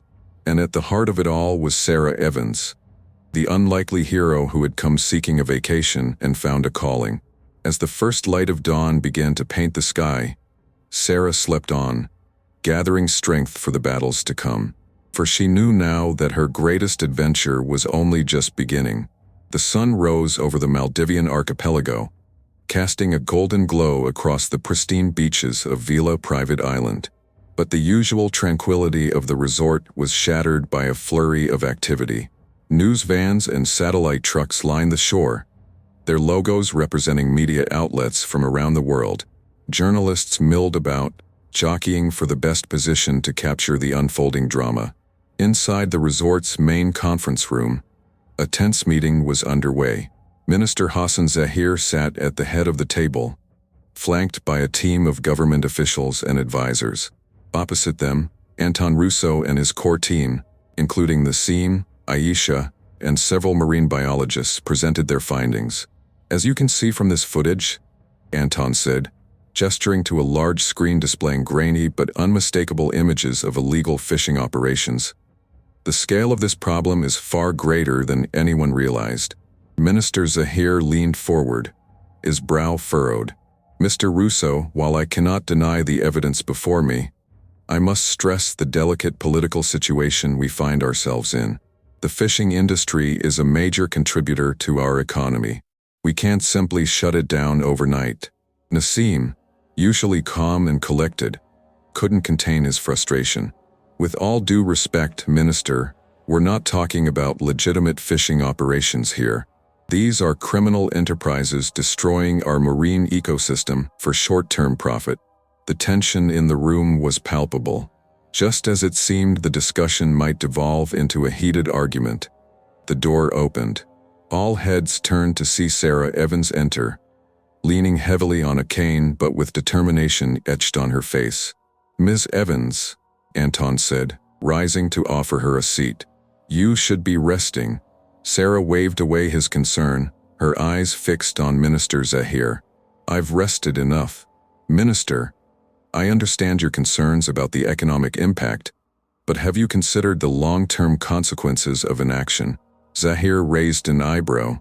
"I'm not sure I follow, Ms. Evans." Sarah took a deep breath, wincing slightly at the pain in her still-healing ribs. "Minister, I'm an investment banker. I deal with risk assessment and long-term financial projections every day. And I can tell you with certainty that if these illegal operations continue unchecked, the damage to the Maldives tourism industry will far outweigh any short-term gains from the fishing sector." A murmur ran through the room. Sarah pressed on, her voice gaining strength. "Tourists come here for the pristine beaches, the crystal-clear waters, the vibrant marine life. What happens when word gets out that these waters are no longer safe? That the coral reefs are dying because of overfishing? The Maldives' reputation as a paradise destination will be irreparably damaged." Minister Zahir shifted uncomfortably in his seat. "You make valid points, Miss Evans, but what would you have us do? We don't have the resources to patrol every inch of our waters." "Then let us help," Anton interjected. "Our resort, and I'm sure others like it, can contribute to increased monitoring efforts. We can work with local communities, provide education on sustainable fishing practices." As the discussion continued, ideas began to flow. By the time the meeting adjourned several hours later, a framework for a comprehensive plan to combat illegal fishing and protect the marine ecosystem was taking shape. As the participants filed out of the room, Sarah found herself face to face with Minister Zahir. To her surprise, he offered her a small smile. "Miss Evans, I owe you an apology," he said quietly. "When I first heard about your shark encounter, I dismissed it as an unfortunate but isolated incident. I see now that it was a symptom of a much larger problem." Sarah nodded, accepting his words. "Thank you, Minister. I hope we can work together moving forward." "Indeed," Zahir replied. "In fact, I'd like to invite you to address the Maldivian Parliament next week. Your perspective as both a victim of these illegal operations and a financial expert could be invaluable in garnering support for our new initiatives." Sarah's eyes widened. I'd be honored, Minister." As Zahir left to brief his team, Anton approached Sarah, concern evident in his eyes. "Are you sure you're up for this? Addressing Parliament is no small task." Sarah squared her shoulders, ignoring the twinge of pain. "I'm sure. This is too important to sit on the sidelines." Anton's face softened. "You are remarkable, you know that? You came here for a vacation and ended up spearheading a national environmental campaign." Sarah felt a blush creep up her cheeks. "I had a lot of help. You and your team are the real heroes here." Their eyes met, and for a moment, the bustle of activity around them faded away. Anton took a step closer, his hand reaching for hers. The moment was broken by Aisha's arrival. "Sorry to interrupt," she said, a knowing smile playing on her lips. "But Sarah, you have some visitors. They're quite insistent on seeing you." Curious, Sarah followed Aisha to the resort's main lobby. There, looking both out of place and oddly at home, stood David and Emma. "Sarah," Emma cried, rushing forward to envelop her in a gentle hug. "We've been so worried about you." David approached more slowly, his face a mixture of concern and admiration. "We saw you on the news. You were incredible, standing up to that minister." Sarah felt a lump form in her throat. These people, who had been strangers just weeks ago, now felt like family. "I'm so glad you're here," she managed. As they settled into a quiet corner of the lobby, Sarah filled them in on the latest developments. David and Emma listened intently, their expressions growing more determined with each passing minute. "So, what can we do to help?" David asked when she finished. Sarah blinked in surprise. You want to help?" Emma reached out, squeezing Sarah's hand. Of course we do. You're not just fighting for the Maldives, Sarah. This is a global issue. And if there's anything our social media following can do to spread awareness, we're all in. Overwhelmed by their support, Sarah felt tears prick at her eyes. Thank you, she whispered. I couldn't do this alone. As they continued to discuss strategies for raising awareness and putting pressure on key decision-makers, Sarah felt a renewed sense of purpose wash over her. This wasn't just about her experience anymore. It was about protecting a fragile ecosystem, about standing up against corruption and greed, about ensuring that future generations would be able to experience the beauty of places like the Maldives. Later that evening, as the sun began to set, Sarah found herself drawn to the beach. She stood at the water's edge, letting the warm waves lap at her feet. The ocean stretched out before her, vast and mysterious as ever. But now, instead of fear, she felt a deep connection to it. She heard footsteps behind her and turned to see Anton approaching. He came to stand beside her, close enough that their shoulders almost touched. "Tenny for your thoughts?" he asked softly. Sarah smiled, her gaze still fixed on the horizon. "I was just thinking about how much has changed. A month ago, I was focused on closing deals and climbing the corporate ladder.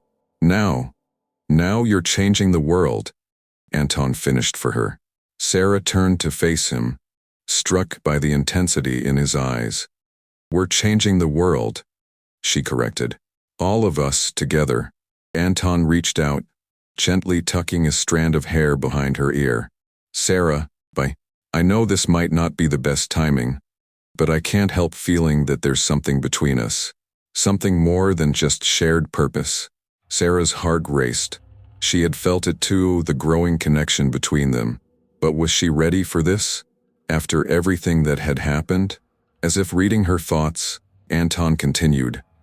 "I'm not asking for any promises. I know you have a life to return to in New York, but I'd like to explore this, if you're willing." Sarah looked out at the ocean once more, then back at Anton.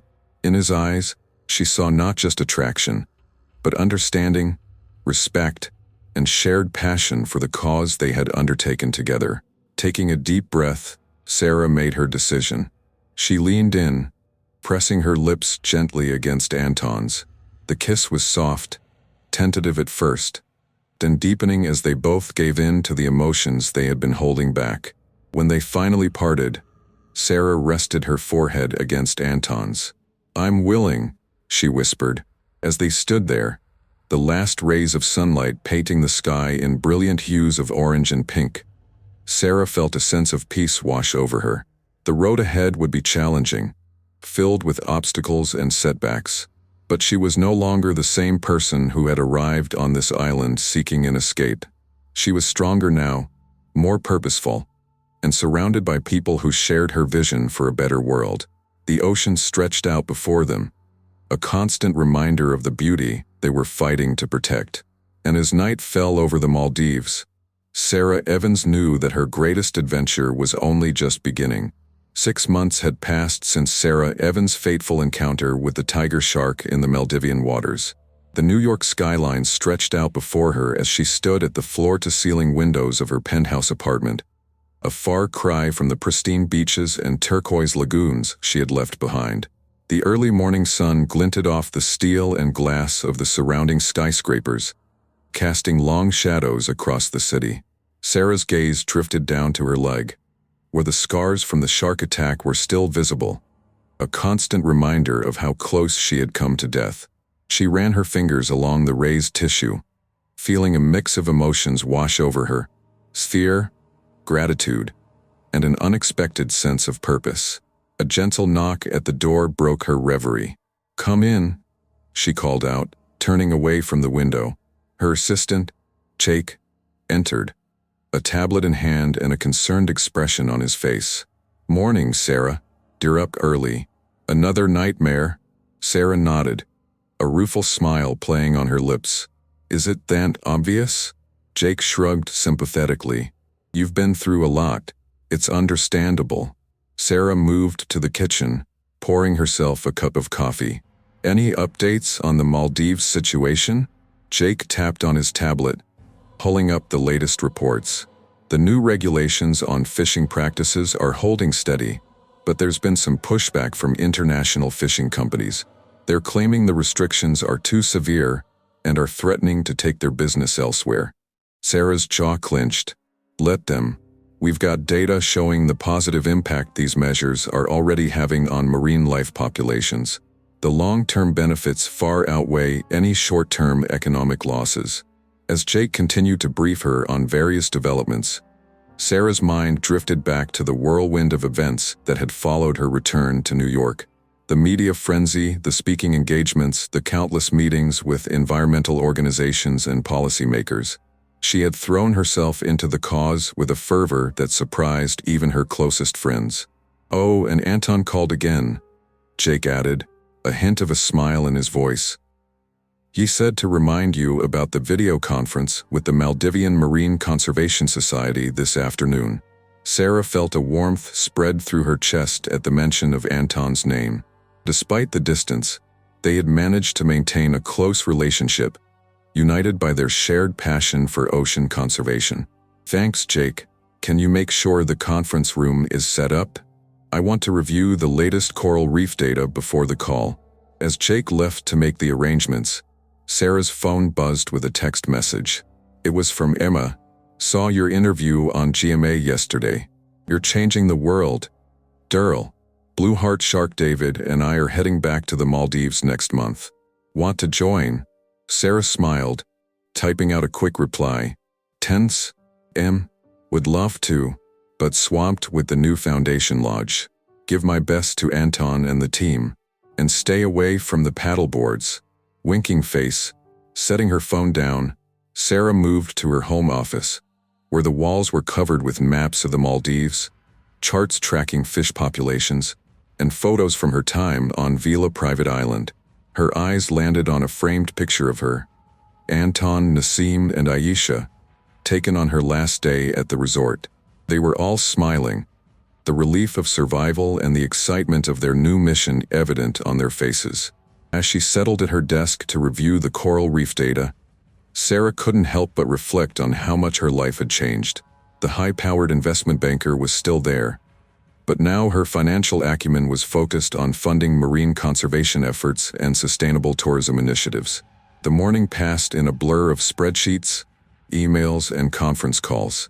Before she knew it, it was time for the video conference with the Maldivian Marine Conservation Society. As the connection was established, Sarah's heart skipped a beat as Anton's face appeared on the screen.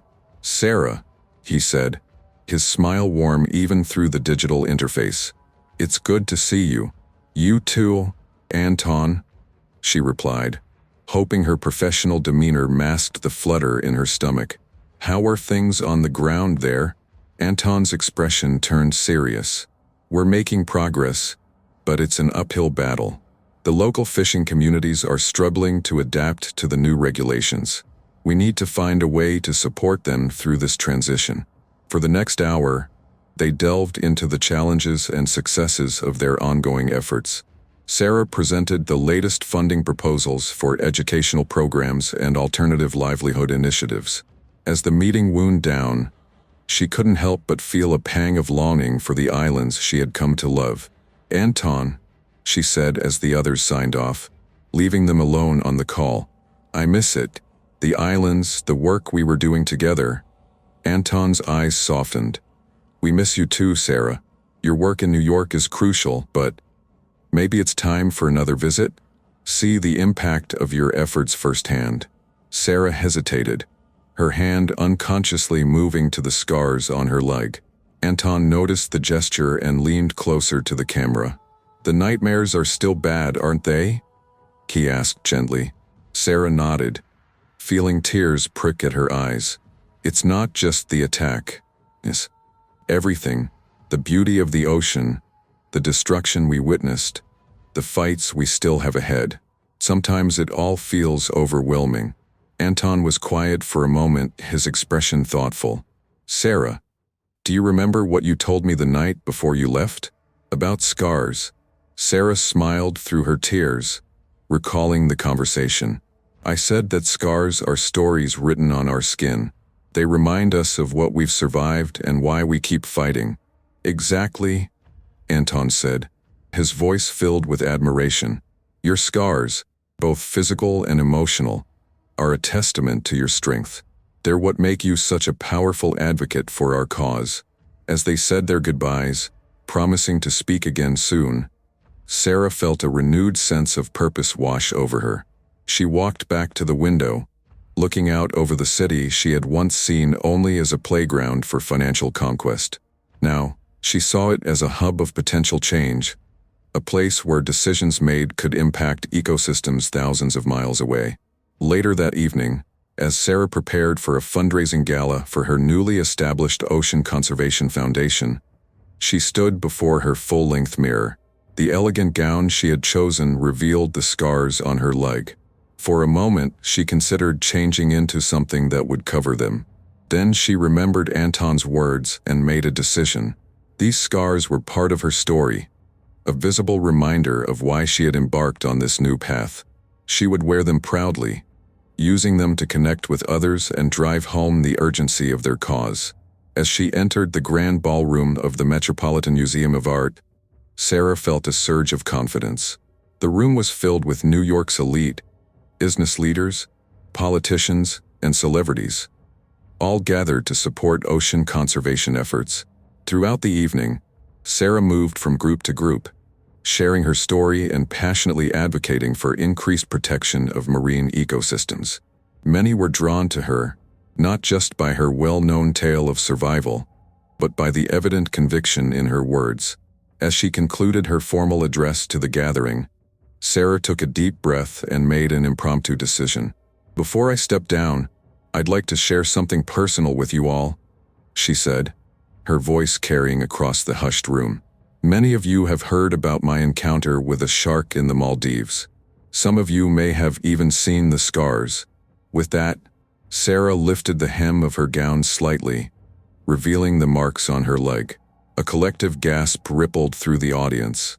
These scars are a constant reminder of the power and importance of our oceans, but they're also a reminder of our responsibility. The shark that attacked me was not a monster. It was a predator following its instincts, drawn to waters it doesn't usually inhabit by human activities that have disrupted the natural balance. She paused, looking out over the sea of faces. We all bear scars, whether visible or not. The earth bears scars from our exploitation. But like my scars, these wounds can heal if we take action now. Tonight, I'm asking you not just for your money, but for your commitment. Commit to being stewards of our oceans, to making choices that protect marine life, to supporting policies that prioritize long-term sustainability over short-term gain. As she concluded her speech, the room erupted in applause. Sarah felt a weight lift from her shoulders. For the first time since the attack, she felt truly at peace with her experience, seeing it not as a trauma to be overcome, but as a catalyst for positive change. Later that night, as Sarah finally returned to her apartment, exhausted but exhilarated, she found herself once again drawn to the window. The city lights twinkled below, but in her mind's eye, she saw the star-strewn sky over the Maldives, the bioluminescent waves lapping at pristine shores. Her phone buzzed with a message from Anton. Heard your speech was a rousing success. Wish I could have been there. The oceans are lucky to have you as their champion. Sarah smiled, typing out her reply. The fight's only beginning, but together I think we might just change the world. As she got ready for bed, Sarah caught her reflection in the mirror. The scars were still there, a roadmap of her journey. But now, alongside the painful memories, they carried a promise to protect the oceans that had both threatened and transformed her life. She fell asleep that night not to nightmares of gnashing teeth and dark waters, but to dreams of thriving coral reefs, waters teeming with life, and a future where humans and nature existed in harmony. The road ahead would be long and challenging, but Sarah Evans was ready to face it, armed with her scars, her story, and an unwavering commitment to the cause that had given her life new purpose.